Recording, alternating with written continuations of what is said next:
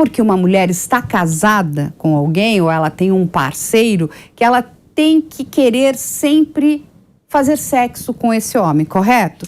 É aquela tal história, o não é não, eu não quero e ambas as partes precisam respeitar, né, esse acordo, esse combinado.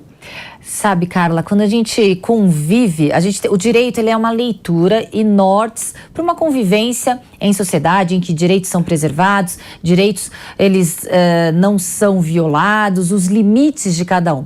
Mas por muito tempo a sociedade conviveu em que a mulher ela era desprovida de direitos, de vontades e de posicionamentos.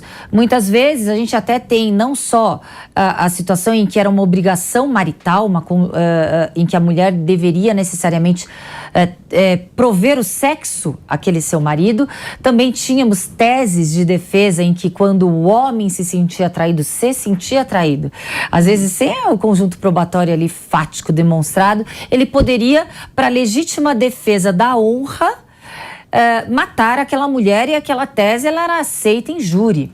Então é uma situação em que a gente evolui, o pensamento do coletivo, do subconsciente popular evolui e a lei assim ela pode ser aplicada. Então quando a gente ainda tem situações extremamente bizarras em que todos acreditam no que está sendo falado de uma forma repetida, muitas vezes aquele que pratica o crime ele não vê um crime ali praticado, né? Então, existe sim o estupro marital quando a mulher não anuiu, quando aquela conjunção carnal, ou ato libidinoso diverso da conjunção carnal é praticado mediante violência ou grave ameaça, existe sim a caracterização, a tipificação do crime. Afinal, a mulher não é propriedade do homem. Não, e ambas as pessoas têm que ter vontade e desejo. E que fique claro que, independente do ato ter começado, se uma das partes não quiser avançar com aquilo, a outra precisa entender e precisa parar.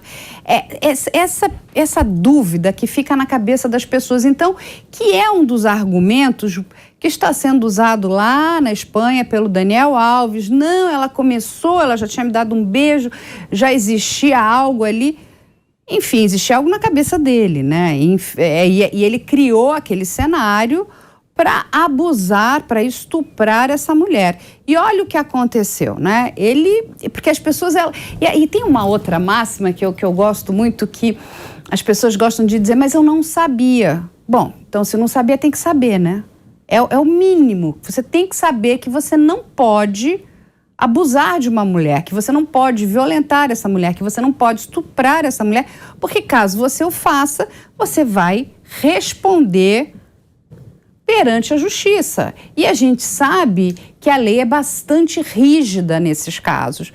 Tem um outro evento muito triste que envolve um outro jogador de futebol, eles estão aí se superando, né, doutora Raquel, que é o jogador Robinho. E aí esse, né, ele, além dele ter dado bebida alcoólica para uma mulher, deixado ela em quase um estado de coma alcoólico, o que todos descobrem é que ali foi um estupro coletivo. Essa moça foi abusada de todas as formas.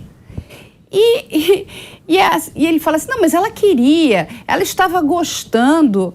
Eu adoro que uma vez, eu já gravei muito com a doutora Raquel e com policiais aqui, e eu lembro uma vez que nós fizemos uma operação bafômetro com a polícia militar, e a polícia militar falava o seguinte, olha, cuidado, hein, porque bêbado, autorização de bêbado não tem valor.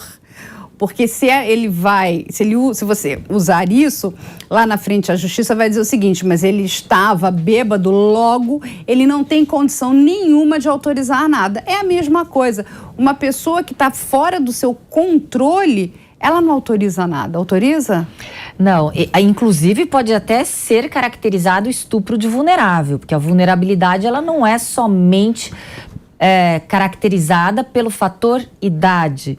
Também a gente pode caracterizar quando a vítima ela não tem já como se proteger, como decidir por si só, por estar entorpecida, por estar sedada. Então a gente pode falar sim, estupro de vulnerável, e é mais grave ali a tipificação e a pena. Sabe o que é interessante? Quando a gente fala em crimes sexuais e quando a mulher de uma certa forma inicia contatos não sexuais, mas contatos assim físicos, ou é um beijo, ou é um abraço, ou é um flerte, de forma errada, equivocada, as pessoas elas tentam se garantir como tese de defesa que essa iniciação foi uma possibilidade, uma abertura para a prática de todos os atos sexuais que vêm correlatos e que caracterizam os crimes.